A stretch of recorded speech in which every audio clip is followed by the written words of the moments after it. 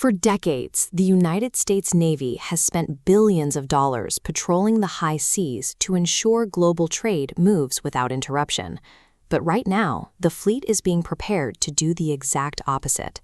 This map shows the Strait of Hormuz.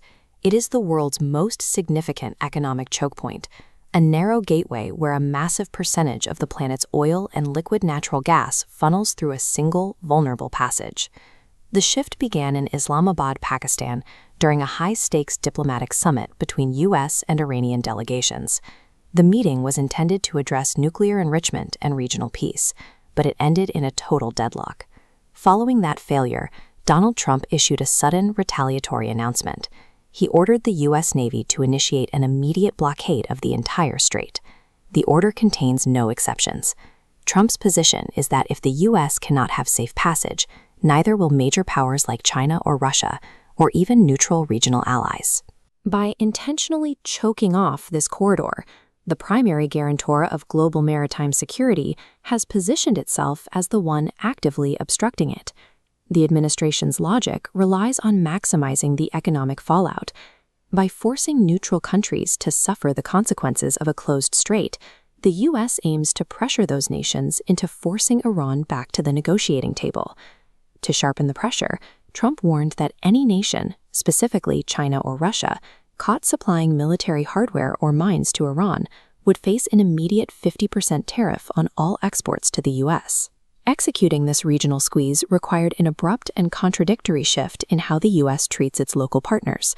Despite years of friction, the administration began issuing public praise for Pakistan's civilian and military leadership, labeling them extraordinary men for hosting the summit.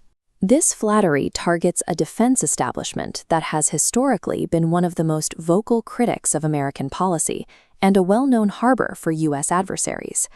This approach trades long-term regional consistency for immediate leverage, creating a strategy defined more by its internal contradictions than by a clear diplomatic objective.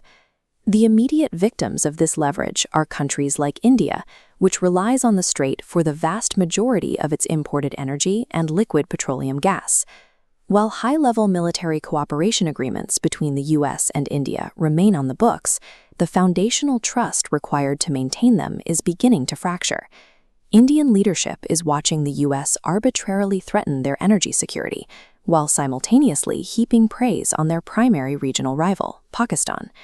This tactic forces India to view American security commitments as conditional, eroding a strategic partnership that had taken decades to secure. While the world's attention is fixed on the strait, a different story is playing out on Wall Street, starting with the specific timing of these announcements. These major shifts in foreign policy are consistently made on Sundays, a window of time when global markets are closed and the public cannot react in real time. This line chart shows trading volume for oil and index futures.